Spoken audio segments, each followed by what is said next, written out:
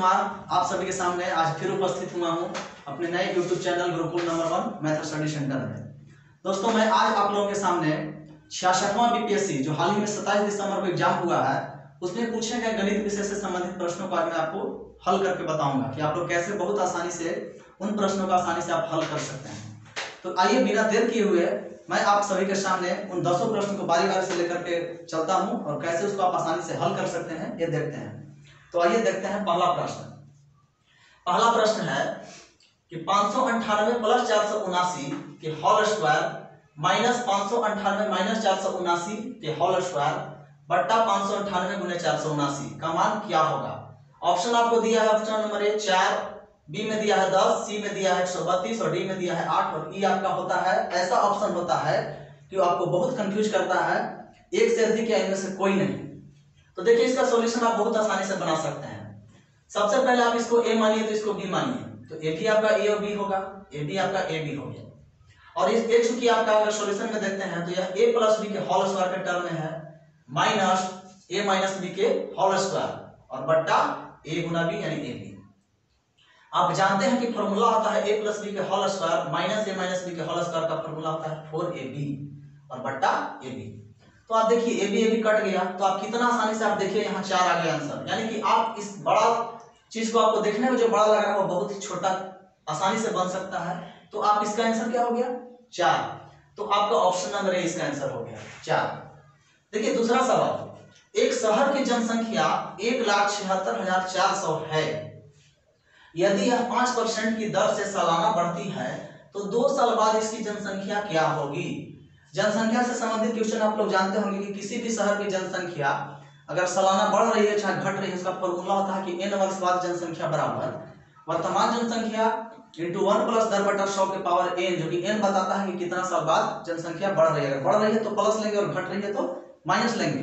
तो चूंकि पूछ रहा है कि 2 साल बाद इसकी जनसंख्या क्या होगी तो हम इसका सॉल्यूशन बनाएंगे कि 2 साल बाद जनसंख्या बराबर वर्तमान जनसंख्या इंटू 1 प्लस दर बटा 100 के पावर समय के जगह पर 2 हो जाएगा, यानी कि 1,76,400 इंटू 1 प्लस 5 बटा 100 के पावर 2।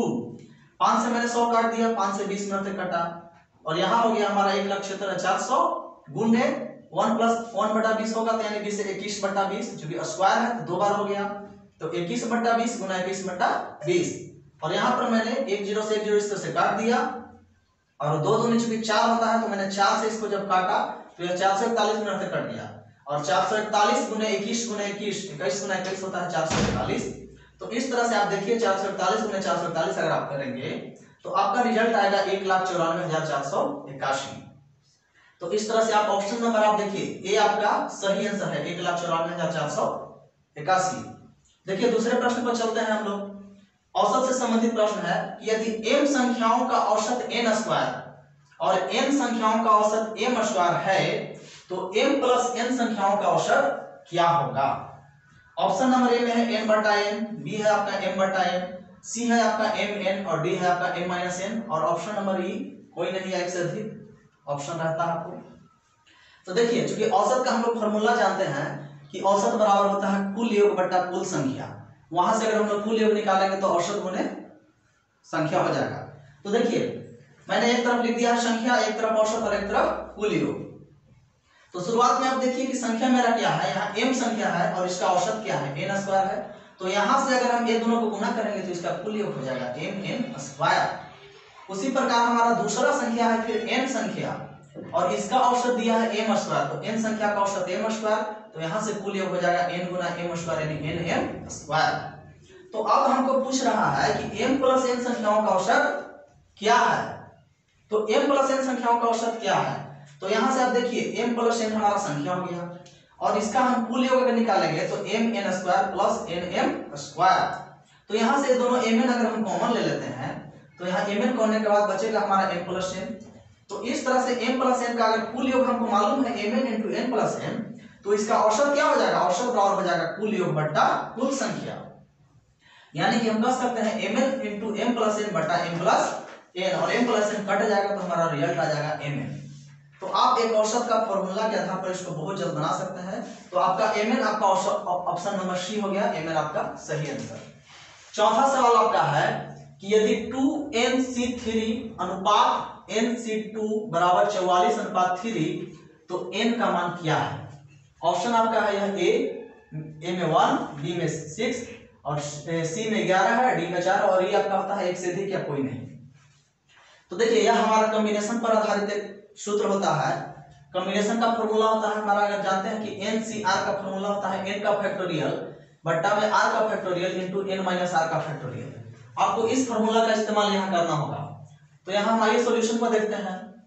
2nc3 बट्टा nc2 का मान है हमारा 44/3।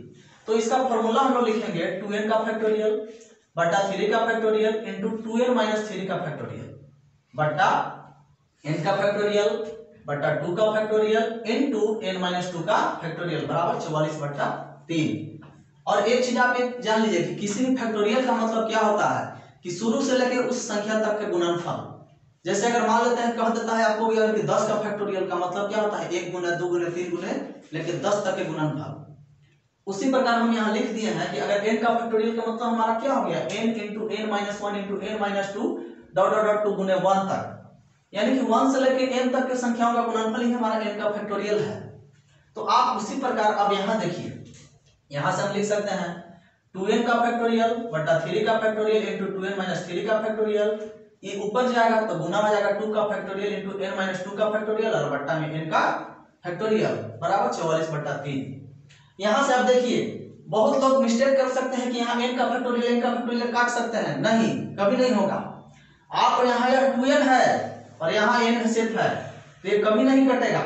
यहाँ से अब हम लोग बदलाव करेंगे, इसको आप इस तरह से लिखेंगे क्योंकि 2n का मतलब क्या होता है 1 से लेकर 2n तक के गुणनफल। तो आप अगर इसको चाहेंगे तो ऐसे लिख सकते हैं 2n into 2n minus 1 into 2n minus 2 into 2n minus 3 के फैक्टोरियल तक छोड़ देंगे हम। इसको करने के पीछे मेरा उद्देश्य है इसको समाप्त करना।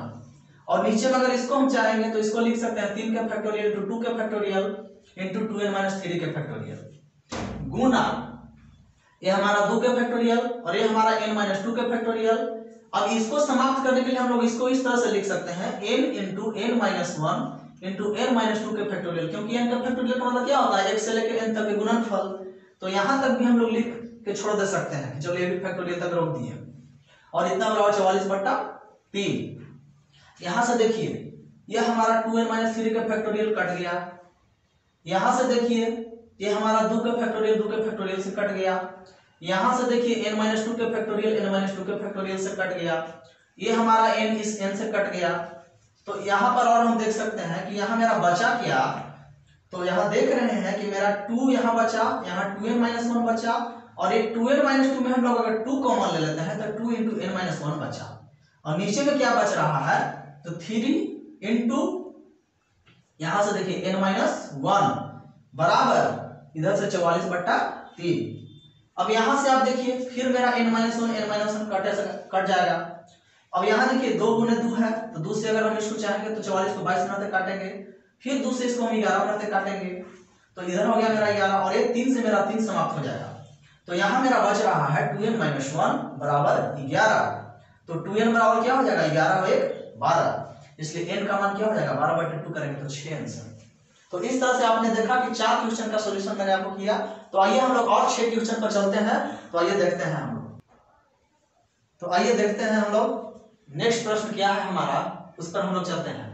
अगला प्रश्न है कि एक स्कूल में एथलेटिक टीमों के एक समूह में 21 बास्केटबॉल टीम में, 26 हॉकी टीम में और 29 फुटबॉल टीम में है।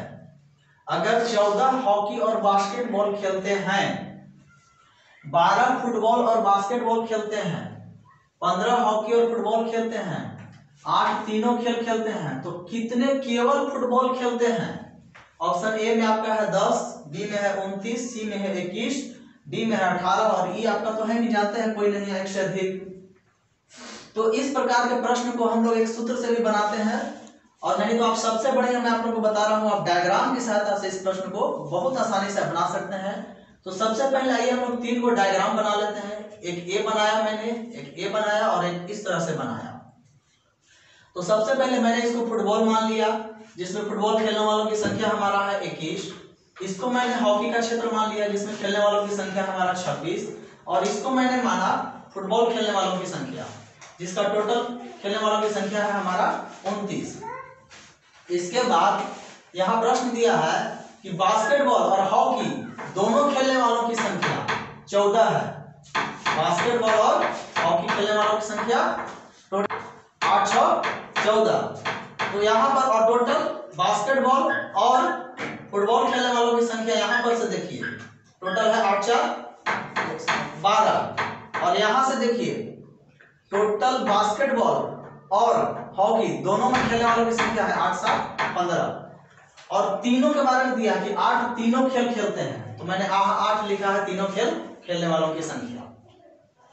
तो यहाँ पर आप देखिए कि जब 8 तीनों में शामिल है, जो तीनों में खेलने वाला है, और टोटल ए दोनों में खेलने वालों की संख्या अगर 14 है, तो टोटल 14 में से 8 घटेगा तो यहाँ पर कहीं 6 बचेगा। और अगर मैं देख रहा हूं कि अगर ये दोनों बास्केटबॉल और फुटबॉल खेलने वालों की संख्या टोटल अगर 12 है, दोनों में शामिल है, तो टोटल अगर यहाँ से यहाँ तक इसमें 8 है, तो टोटल 12 में से अगर 8 घट गया तो यहाँ 4 बचेगा, सिर्फ इतना दूर का हिस्सा। उसी प्रकार मैं देख रहा हूं कि फुटबॉल और हॉकी में दोनों में खेलने वालों की संख्या हमारा 15 टोटल है, और यहाँ चूंकि तीनों में 8 शामिल है, तो टोटल तीनों में से ये 8 को घटाएंगे तो सिर्फ इतना दूर का हिस्सा हमको 7 बचेगा। और मेरा प्रश्न चूंकि पूछ रहा है केवल कितने फुटबॉल खेलेंगे, तो यानी कहने का मतलब मेरा क्या हिस्सा है कि सिर्फ केवल फुटबॉल खेलने वाला का संख्या इतना दूर का हिस्सा होगा। यानी इसको इसको इसको अगर हम टोटल में से हटा दें तो मेरा केवल फुटबॉल खेलने वालों की संख्या निकल जाएगी। तो चूंकि हम जानते हैं कि टोटल फुटबॉल खेलने वालों की संख्या मेरा 29 है, तो 29 में से अगर हम 4 + 8 + 7 को अगर हम घटा दें तो मेरा केवल फुटबॉल खेलने वालों की संख्या निकल जाएगी। तो इसलिए मैंने लिख भी दिया कि केवल फुटबॉल खेलने वालों की संख्या बराबर 29 - 4 + 8 + 7 बराबर 29 - 19 बराबर 10, जो कि आपका आंसर आ रहा है। उसी प्रकार अगर आपको केवल फुटबॉल खेलने वालों की संख्या पूछ दे तो आपको यही करना होगा, ये टोटल हिस्सा में से 6 + 8 + 4 को घटाना होगा, यानी 8 × 14 14 और 4 18। तो 21 में से 18 घटाइएगा तो आपको इसका आंसर 3 आएगा। और अगर उसी प्रकार केवल हॉकी खेलने वालों की संख्या पूछे तो आपको टोटल में से हॉकी खेलने वालों की संख्या में से 6 8 और 7 ये तीनों हटाना होगा, यानी 8 7 15 15 और 6 21, यानी 26 में से अगर आप 21 घटाएंगे तो आपका टोटल इसका हॉकी खेलने वालों की संख्या 5 होगा। मैंने दोनों के लिए इंडिकेट भी कर दिया है कि number of H intersection B बराबर 14, H इंटरसेक्शन B यानी कि हॉकी और बास्केटबॉल देखिए यहाँ 14। उसी प्रकार number of F intersection B 12 मैंने लिख भी दिया है, ये देखिए बास्केटबॉल और फुटबॉल में दोनों में शामिल है 12, तो 12 लिख दिया है। उसी प्रकार मैंने यहाँ 15 इसके लिए भी लिखा है कि number of H intersection F बराबर 15, यानी कि ये दोनों में खेलने वाला संख्या हमारा 15 है। तो उम्मीद करते हैं कि यह प्रश्न आपको बहुत आसानी से डायग्राम के माध्यम से समझ में आ गया होगा। आप अगर 3 प्रकार के तीनों क्वेश्चन पूछेगा तो आप बढ़िया से बना सकते हैं। तो आइए हम लोग चलते हैं नेक्स्ट प्रश्न की ओर। अगला प्रश्न हमारा है कि निम्नलिखित में से कौन सा प्राकृत संख्या का वर्ग नहीं हो सकता है। ऑप्शन ए है 26 5 6 9, ऑप्शन 2 है 14 36 42, ऑप्शन 3 है 30 976 और ऑप्शन 4 है 28 561 और 5 नंबर कोई नहीं है 1 से अधिक। देखिए यह प्रश्न आपको एकदम बहुत ही जल्दी बन जाएगा। आप जानते होंगे कि अगर हम किसी भी संख्या का वर्ग करते हैं तो कभी भी इकाई के स्थान पर हमारा 2 3 7 और 8 कभी नहीं आ सकता है। तो जब आप जानते हैं कि अगर किसी संख्या का वर्ग करने पर इकाई के स्थान पर 2 3 7 8 नहीं आ सकता है, तो आप यहाँ ऑप्शन देख लीजिए कि कौन ऐसा ऑप्शन है कि जिसके इकाई के स्थान पर 2 3 7 8 है, या कोई भी एक है, जो रहेगा वही आपका आंसर होगा, क्योंकि वह किसी भी संख्या का वर्ग नहीं हो सकता है। तो देखिए यहाँ 9 है, यह वर्ग हो सकता है। यहाँ इकाई के स्थान पर 6 है तो यह भी वर्ग हो सकता है। यहाँ 1 है, यह भी आपका वर्ग हो सकता है। लेकिन आप देखिए 14 36 42 यहाँ इकाई के स्थान पर चूंकि 2 है, और मैंने जानता हूं कि किसी भी संख्या का वर्ग करने पर कभी भी इकाई के स्थान पर 2 3 7 और 8 नहीं आ सकता है। चूंकि यहाँ 2 है तो यह कभी भी वर्ग नहीं हो सकता है, तो इसलिए आंसर मेरा हो जाएगा बी नंबर। तो आप बस एक थ्योरी आपको पॉइंट याद रखना है। तो ये अगला प्रश्न की ओर हम लोग चलते हैं कि अगला प्रश्न हमारा है कि एक घड़ी दोपहर 12 बजे चलना शुरू करती है, 5:10 पर घंटे की सुई कितना डिग्री घूम जाएगी, यह आपका प्रश्न है। ऑप्शन ए है 135 डिग्री, ऑप्शन बी है आपका 145 डिग्री, ऑप्शन सी है आपका 155 डिग्री और ऑप्शन डी है आपका 165 डिग्री और 5 नंबर है कोई नहीं है एक से अधिक। तो आप देखिए सबसे पहले चूंकि पूछ रहा है कि 12 बजे चलना शुरू किया तो 5:10 पर घंटा के सुई कितना डिग्री घूमेगा। तो आप सबसे पहले देखिए 12 बजे से लेकर 5:10 तक टोटल समय कितना होगा 5 घंटा 10 मिनट। तो आप इसको टोटल घंटा में बदल लीजिए। 5 घंटा 10 मिनट को अगर हम लिखेंगे तो 5 + 10/60 लिख सकते हैं। 10 मिनट बराबर 10/60 घंटा। तो यहां से अगर करेंगे तो 10 × 60 यानी 5 + 1/6 यानी 6 × 5 30 और 31/6 घंटा। और आप जानते हैं कि चूंकि घंटा के सुई 1 घंटा में 30 डिग्री का कोण बनाता है, तो 1 घंटा में घंटा के सुई द्वारा बनाया गया कोण अगर 30 डिग्री है तो टोटल हमारा 31/6 घंटा में घंटा के सुई के द्वारा बनाया गया कोण कितना होगा 31/6 × 30। 6 × 35 और 31/5 155 डिग्री आपका आंसर। तो यह प्रश्न बहुत आसान था और इसी में एक क्वेश्चन घुमा के पूछता है आपको कि घंटा के सुई और मिनट के सुई के बीच कितना डिग्री का एंगल बनेगा, तो उसका सॉल्यूशन कुछ और हो जाएगा। क्योंकि प्रश्न है तो इसका सॉल्यूशन क्या होगा। उसे अब अगला क्वेश्चन हमारा आया है कि एक समीकरण 2 आपका दिया गया है, 2 चर वाला 2 समीकरण दिया गया है और उसमें आपको x और y का मान निकालना है। 217x + 131y = 913, 131x + 217y = 827। तो क्रमशः x और y का मान क्या है ये आपको निकालना है। ऑप्शन ए हमारा दिया है 5 और 7, ऑप्शन बी है 3 और 2, ऑप्शन सी है -5 और -7 और ऑप्शन डी है 2 और 5 और ई है आपका कोई नहीं है एक से अधिक। तो यहाँ पर आप देखिए अगर हम इस प्रकार के प्रश्न को अगर लुप्तीकरण मेथड से बनाएं तो समय ज्यादा लग सकता है। तो आप इस प्रकार के प्रश्न को ऑप्शन से बनाइए कि 2 ऐसा लीजिए कि जिसका मान अगर हम रखने के बाद मेरा सॉल्यूशन आ जाए। तो यहाँ पर आप देखिए 4 ऑप्शन में आप सबसे पहले आप इस ऑप्शन को अगर आप देखेंगे बारी बारी से करके तो यह मेरा ऑप्शन है जिसका आंसर आपको आसानी से रखने पर आ जाएगा। जैसे 3 और 2 यहाँ रखिए, x के जगह पर 3 रखिए, y के जगह पर 2 रख सकते हैं। तो यहाँ मिला लेते हैं फर्स्ट से, तो 217 × 3 + 131 × 2 = 651 + 262 = 913, यानी कि इसको फुलफिल किया।